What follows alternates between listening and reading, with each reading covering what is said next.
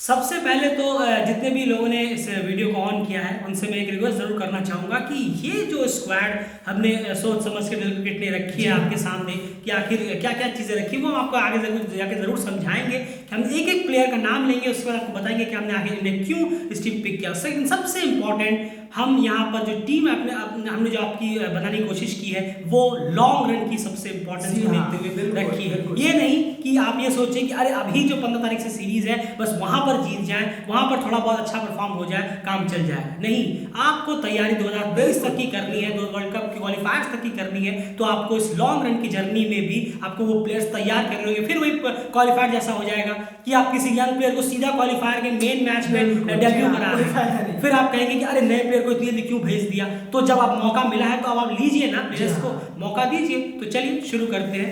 Long run के हिसाब से जो परफेक्ट 14 मैन स्क्वाड हमारे हिसाब से जो लगता है वो आपके सामने प्रेजेंट करते हैं। सबसे पहला नाम जो है वो कोई दोहराई नहीं है, कैप्टन संदीप लामिछाने। वो सिर्फ कैप्टन बोल के ही नहीं, वो एज अ प्लेयर भी, वो जब तक जिंदा है तब तक वो टीम में खेलते रहेंगे, अच्छा परफॉर्म तब तक करते हैं, वो टीम में बने रहेंगे, उनके पीछे कोई रीजन देने की जरूरत नहीं है। संदीप लामिछाने कैप्टन है और एक बेहतरीन फ्रंट बॉलर है इस टीम के, डेफिनेटली वो टीम में होंगे। उसके बाद अगले प्लेयर की बात करते हैं। अगला प्लेयर हमने कौन सा लिया? बिल्कुल कुशल भुर्तेल है, जो कि टीम के ओपनर हैं और हर डिपार्टमेंट में कहीं ना कहीं बहुत रन बनाने की कोशिश कर रहे हैं, तो इसमें दोहराई नहीं है। ओपनर जो कोर ओपनर है हमारे वो तो होंगे, तो कुशल भुर्तेल सेकंड नेम कहीं ना कहीं आता है। बिल्कुल, ओपनर्स में जहां तक बात आती है तो यहाँ पर जोड़ी भी होगी आसिफ शेख। कुशल भुर्तेल और आसिफ शेख के साथ हम भी जाना चाहेंगे एज अ ओपनिंग प्लेयर। हम चाहेंगे, इसलिए हमने पहले भी अपने वीडियोस में कहा है कि आप ओपनर्स को कंटिन्यू रखिए। ये नहीं कि आपने 2-3 मैच खेले, अप्रैल में एक सीरीज के लिए अच्छा खेले तो वाह वाह क्या जोड़ी है, क्वालिफायर में एक बार खराब हुए तो अरे बेकार जोड़ी, दूसरा ओपनर ले आओ। आप तो खुद ही अपनी सोच पे स्टिक नहीं रहते हैं, आपको लगता है इतना काफी है जबकि उन्होंने बीच में 11 मिनट क्रिकेट खेली ही नहीं, सिर्फ एक सीरीज के बेस पे आप कह रहे हैं ओपनिंग जोड़ी खराब हो गई। बिल्कुल नहीं, दिल क्रिकेट उसी के साथ बना रहेगा। कुशल भुर्तेल, आसिफ शेख, संदीप लामिछाने, 3 प्लेयर हो गए। अगले प्लेयर कौन से हैं? बिल्कुल दीपेंद्र सिंह नेहरी। अब इनके बिना तो शायद ओडीआई में टीम नहीं बन सकती, बिल्कुल भी नहीं बन सकती, और टी20 में नहीं चल रही टीम इनके बिना। बिल्कुल सही। तो ये बहुत बड़े की हैं, बताने की जरूरत नहीं है क्यों है, किस लिए है, क्या कर रहे हैं। तो दीपेंद्र सिंह नेहरी सिर्फ नाम काफी, बिल्कुल रीजन बताने की जरूरत नहीं है।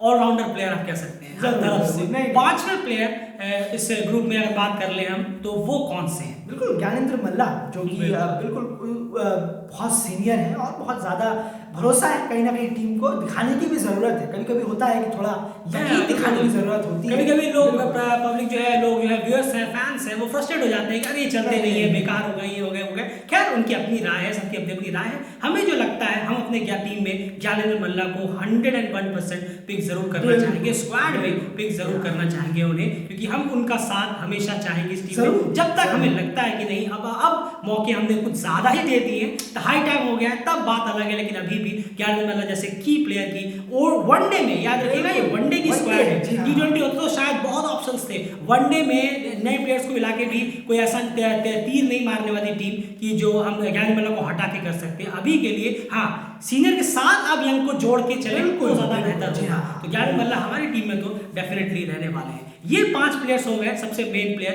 की प्लेयर हो गए। अगले 5 प्लेयर की मैं बात करना चाहूंगा यार, यहां से देखना होगा कि क्रिकेट ने क्या और किन वजहों से प्लेयर्स को पिक किया है। प्लेयर नंबर 6, बिल्कुल रोहित पुड़ैल। जी हाँ, रोहित कुमार पुड़ैल की हम बात कर रहे हैं। जिस तरीके से उन्होंने वर्ल्ड क्रिकेट लीग में अपने आप को कहीं ना कहीं स्टैब्लिश किया है, खासकर वनडे में, माफ कीजिएगा, वहां पर उन्होंने रन बनाए, तो उनसे कोई उम्मीद नहीं है कि इनको आप हटा दिया जाए। इनको वनडे में, इनको तो आपको रखना है। वनडे क्रिकेट है, हमें वनडे के हिसाब से सोचना है। आप भूल जा रहे हैं पास्ट में क्या हुआ, अभी 5 दिन पहले क्या हुआ। बिल्कुल, तो रोहित कुमार पुड़ैल इस स्क्वाड में डेफिनेटली बनते हैं। वो कुछ क्रूशियल पार्टनरशिप्स और जिस डाउन वो आते हैं वहां पर वो दे सकते हैं, थोड़ा काम कंपोज इनिंग में वो खेल सकते हैं। यहाँ पर आपको एवरेज को बेटर करना होगा वनडे में स्ट्राइक रेट के मुकाबले, खास करके मिडिल ऑर्डर में मैं बात कर रहा हूँ। और नीचे आए तो बात अलग है, ओपनर आए तो बात अलग है, मिडिल ऑर्डर्स में रोहित कुमार पुड़ैल को बहुत संभालना होगा। उसके बाद प्लेयर नंबर 7, बिल्कुल विवेक कुमार यादव। यहाँ पर इनको मौका दिया जाना चाहिए थोड़ा सा। इनको है इनमें वो कहीं ना कहीं एक कैपेबिलिटी है कि कहीं ना कहीं ये कर सकते हैं कुछ, थोड़ा सा और मौका देने की जरूरत है।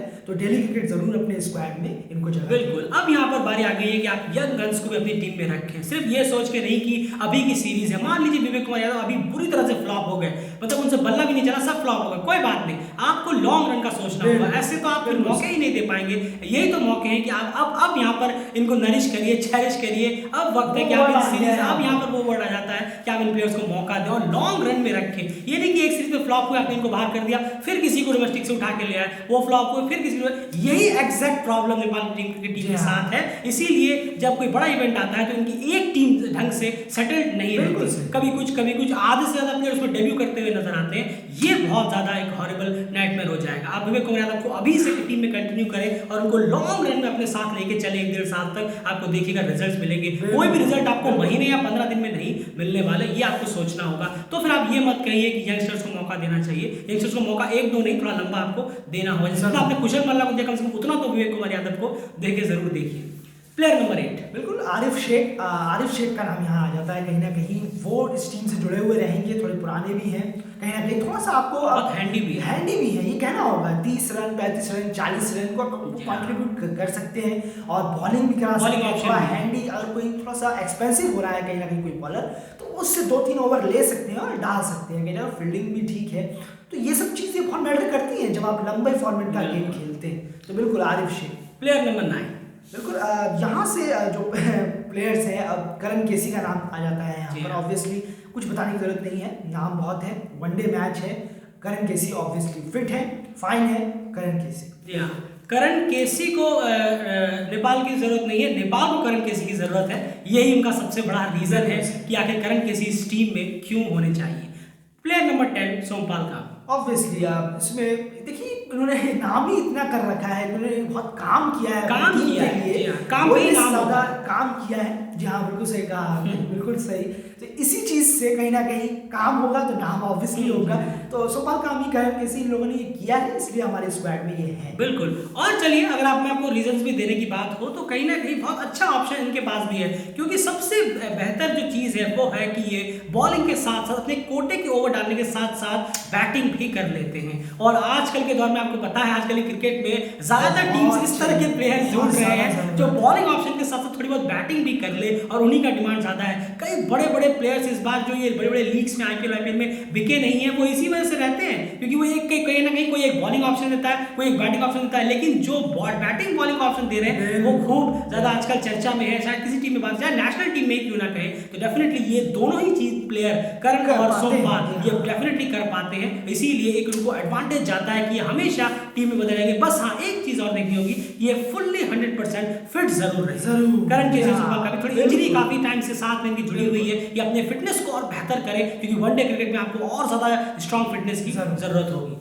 10 प्लेयर हो गए, अब देखना है कि बाकी 4 प्लेयर्स कौन से हमने इस स्क्वाड में पिक किए हैं। पहले 2 की बात कर लेते हैं। प्लेयर नंबर 11, बिल्कुल कमल हैरी। जी हाँ, जिस तरीके से कमल हैरी ने परफॉर्म किया है, अपना छोटे फॉर्मेट पे अपने आप को ढाला है, दिखाया है, अब थोड़ा सा बड़े फॉर्मेट की तरफ भी आना होगा। जिस तरीके की उनकी बॉलिंग रही है, जिस तरह की डिलीवरीज उन्होंने रखी है नई बॉल से, 2 ओवर में उन्होंने कभी कभी इतना इम्पैक्ट किया है T20 में, डेफिनेटली वो 4-5 ओवर में बहुत अच्छा करेंगे। उनके पास कुछ वनडे क्रिकेट की डिलीवरीज हैं। बिल्कुल सही। तो उनसे उम्मीद होगी कि आपके पास जो अच्छे अच्छे पेसर्स हैं, आप एक साथ कोशिश करिए कि खिलाया जाए उन्हें कहीं ना कहीं, तो बेहतर होगा। तो कमल हैरी हमारे डेली क्रिकेट के स्क्वाड में जरूर। प्लेयर नंबर 12, बिल्कुल अविनाश बोहरा, बहुत अच्छे बेहतरीन डेथ बॉलिंग के बॉलर हैं। 40 से 50 ओवर में कहीं ना कहीं बहुत काम आ सकते हैं। तो ये डेथ बॉलिंग, आपके पास हर क्वालिटी के बॉलर होने चाहिए कहीं ना कहीं, कुछ अलग कुछ मिडिल ओवर्स के, कुछ शुरुआती के, कुछ 40 से 50 ओवर। तो अविनाश बोहरा वहां पर एकदम फिट बैठेंगे, कहीं ना कहीं डेथ ओवर में इनकी बॉलिंग बहुत अच्छी होती है। बिल्कुल। और अविनाश बोहरा कहीं ना कहीं आप वो प्लेयर्स के तौर पर भी इस्तेमाल कर सकते हैं जब कोई आपको पार्टनरशिप ब्रेक करनी हो, ब्रेक थ्रू के लिए बीच में जब 25-30 ओवर में पार्टनरशिप ब्रेक नहीं हो रही है, उस वक्त आप एकदम से एक फ्रेश बॉलर को लाकर, अविनाश बोहरा जैसे बॉलर को लाकर आप वहां पर विकेट निकालने की मदद कर सकते हैं, क्योंकि उनके पास डेथ ओवर में जिस तरह की बॉलिंग स्किल्स उनके पास है, वो उन मिडिल ओवर्स पे यूज करके एक विकेट आपको जरूर निकाल के दे सकते हैं। बाकी तो मिडिल में स्पिनर्स का काम होता है, लेकिन कभी कभी स्पिनर्स अगर धोखा दे तो डेफिनेटली आप ये इस प्लेयर को इस तरह से यूज कर सकते हैं। प्लेयर नंबर 30, बिल्कुल, और ये है भीम शार्की। जी हाँ, जिस तरीके से इन्होंने अपनी मेहनत की है, कहीं ना कहीं अब वक्त आ गया है। बिल्कुल, अब वक्त आ गया है कि आप एक प्लेयर को उठाएं और उनको 1-1.5 साल के लिए मौका दे दें वनडे क्रिकेट में। आपको वनडे क्रिकेट में प्लेयर्स ज्यादा बेहतर करने की जरूरत है, क्योंकि अब आपको T20 के बारे में सोचना नहीं है, क्योंकि आपका T20 का है क्या, 2023 वर्ल्ड कप आपको ध्यान में रखना है। 2024 का वर्ल्ड कप बहुत है, बहुत दूर है, यहाँ आप एशिया कप में खेल रहे हैं, तो कोई दौरान नहीं है। आपको सीधे वनडे में फोकस रखना है, जरूर, सब भूल हाँ। जाना है T20 के प्लेयर कौन है, T20 में क्या हुआ था। जी हाँ, बिल्कुल। तो भीम शार्की को अब लेने का मौका है कहीं ना कहीं स्क्वाड क्या में। वजह से हमने इन्हें टीम में लिया? बिल्कुल, ये बैटिंग बहुत अच्छी करते हैं, नीचे आके थोड़ा चौथे या पांचवें डाउन पे या तीसरे से पांचवें डाउन के बीच में बहुत अच्छे बैट्समैन है। इन्होंने डोमेस्टिक में अपने EPL में भी दिखाया।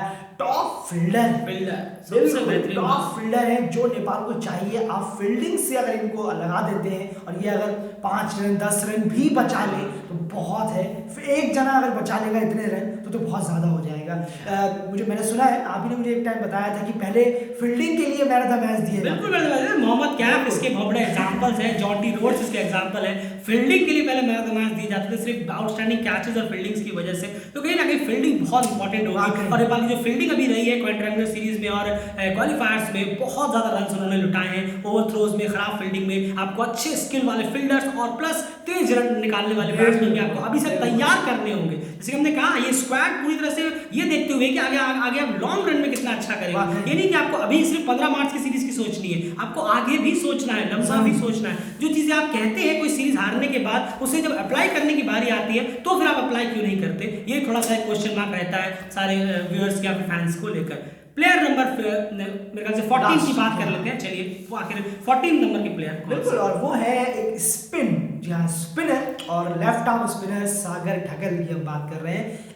अब इनको भी अब एक स्पिनर को थोड़ा सा ग्रूम करना होगा। जी हाँ, अब करना होगा। तो अब थोड़ा नए प्लेयर्स को लेके आइए टीम में और इनके साथ जाइए आप। एक साल पूरा जाइए, ज्यादा बदलने की जरूरत नहीं है कि आपने पिछली टीम पे 5 खिलाड़ियों को निकाल दिया, सबको नए को बताया, ऐसा कुछ नहीं है। यहाँ पर भी आप देख सकते हैं डेली क्रिकेट के पास जितने लिया है, हमने जितने को जैसे हमने शुरू में ही कहा कि आपको लॉन्ग रन का सोचना होगा। आपने सागर ठगल, साहब आलम को क्वाड्रेंगुलर सीरीज में खिलाया, एकदम से खिलाया, एक मैच में उन्हें बहुत ज्यादा कुटाई हो गई, दोनों को बाहर कर दिया। चलिए ठीक है, वहां बाहर कर दिया क्योंकि आपके सामने क्वालिफायर्स आ गए, क्योंकि इतनी जल्दी तो वो सीखने भी वाले से रहे, वो क्वालिफायर्स में भी बहुत बुरा उनका हश्र हो सकता था। लेकिन अब तो आपके पास मौका है, आपका कोई ओडीआई वर्ल्ड कप या फिर क्वालिफायर्स अभी नहीं आ रहे, अभी वक्त है आपके पास, 2023 तक का समय है। आप अब उनको मौका दीजिए, नहीं कि अभी वर्ल्ड क्रिकेट लीग 2 सीरीज में सागर ठगल एक मैच में पिटे तो उनको बाहर कर दिया, फिर किसी और को ले आए। ये बहुत बड़ी गलती होगी। तो फिर आप फिर वही गलती कर रहे हैं जो आपने लगातार T20 वर्ल्ड कप क्वालिफायर से पहले की, और आप वनडे में भी वही गलती करेंगे। अब आपके पास मौका है ना, अब आप कहिए कि हाँ, हमें इस प्लेयर को तैयार करना है लंबे रन के लिए। क्या कहेंगे? बिल्कुल, और अभी सुनने में आया था कि, सुनने में नहीं, एक न्यूज सही है कि 5 प्रैक्टिस मैच भी होने हैं। बिल्कुल, ये सबसे अच्छा तरीका है इन सबको ट्राई करने का और अपनी बेस्ट कहीं ना कहीं स्क्वाड ये जो एक पूरी है उसको ग्राउंड पे उतारने का, और अपने कंसर्न्स पे भी काम करने का, जो भी आपकी खामियां हैं, बैटिंग की भी बात कर। बहुत सही है कि आप कुछ प्रैक्टिस मैचेस होंगे किसी श्रीलंकन के किसी टीम के खिलाफ, डोमेस्टिक टीम के खिलाफ, तो बहुत अच्छी बात है। वहां पर अपने यही सब लड़के की कोशिश करिए कि इनको खिलाया जाए और लॉन्ग 50 ओवर का फॉर्मेट होगा तो कहीं कुछ ना कोई रिजल्ट तो जरूर आपके लिए अच्छा निकलेगा। एक छोटी सी टिप मैं यहाँ पे जरूर देना चाहूंगा, जितने भी यंग प्लेयर्स आप टीम में लेंगे, स्क्वाड में जो भी जा रहे हैं, मेक श्योर करिए कि वो सारे के सारे यंग प्लेयर्स ये पांचों के पांचों प्रैक्टिस मैच जरूर खेलें। यही गलती वहां पर हुई थी क्वाड्रेंगुलर सीरीज में। आपने, जैसे हमने डेलीब्रेट ने कहा था क्वाड्रेंगुलर सीरीज से पहले कि आप यंग प्लेयर्स को इन तीनों मैचेस में खिलाइए, लेकिन वहां पर नहीं हुआ, वहां फिर भी बड़े बड़े नामों को घूस दिया गया। इस बार तो कम से कम आप जाइए उसके साथ, आपने रिजल्ट देखा क्या हुआ। पांचों प्रैक्टिस मैच यंग प्लेयर जो है टीम के, जिन्हें अभी 6 महीने 1 साल बिना, फिर अभी डेब्यू ही करने वाले हैं, उनको 101% ये 5 मैचेस खिलाइए। बड़े बड़े नामों को थोड़ा रेस्ट देना पड़े, बड़े नामों का 5वें मैच में ले आइएगा, लेकिन शुरू के 4 मैचेस में इन यंग प्लेयर्स को खिलाइए। कुछ अलग ट्राई करिए अब, क्योंकि आपने जो भी ट्राई किया था वो सब फ्लॉप हुआ है पिछले 8-9 सालों में, तो इसलिए आपको अलग ट्राई करना पड़ेगा। समझना होगा कि 2022 की क्रिकेट जो है बहुत अलग है। वनडे क्रिकेट तो T20 से बहुत ज्यादा अलग है। आपको लॉन्ग रन का सोचना होगा, सिर्फ 15 मार्च की सीरीज के बारे में नहीं सोचना है, आपको आगे के लिए भी प्लेयर तैयार करने हैं। कुछ ना कुछ ये स्क्वाड अगर आप लेके चलते हैं तो बहुत ज्यादा बेहतर रह सकता है। ओवरऑल सबकी अपनी अपनी अलग अलग राय है। आपके हिसाब से क्या लगता है इस स्क्वाड को? अगर आप करते नहीं, ये स्क्वाड बिल्कुल सही है, तो आप वीडियो को लाइक करके जा सकते हैं, चैनल को सब्सक्राइब जरूर कर लीजिएगा। और अगर आपको लगता है कि इसमें कुछ चेंजेस आपकी तरफ से अलग हो सकते हैं, आपकी कुछ अलग राय है, तो डेफिनेटली आप कमेंट बॉक्स में करिए। फुल रिस्पेक्ट उसकी भी है, सबकी अपनी अपनी अलग अलग राय है, तो कमेंट बॉक्स में जरूर से जरूर अपनी 14 मैन स्क्वाड जरूर से जरूर डालिए। फिलहाल इस वीडियो में इतना है। प्लीज एफर्ट्स के लिए वीडियो को लाइक करिए, डेली चैनल के साथ बने रहिए। इंपॉर्टेंट डिस्कशंस, डिबेट्स और अपडेट्स हम एशिया क्रिकेट से रिलेटेड आपके सामने लगातार लाने की कोशिश करते हैं। यूएई की बात, ओमान की बात हमने लगातार अभी आपके सामने रखी है, और आज यहाँ पर इसकी स्क्वाड भी लेकर हाजिर है। फिलहाल इस वीडियो में इतना है। बाय।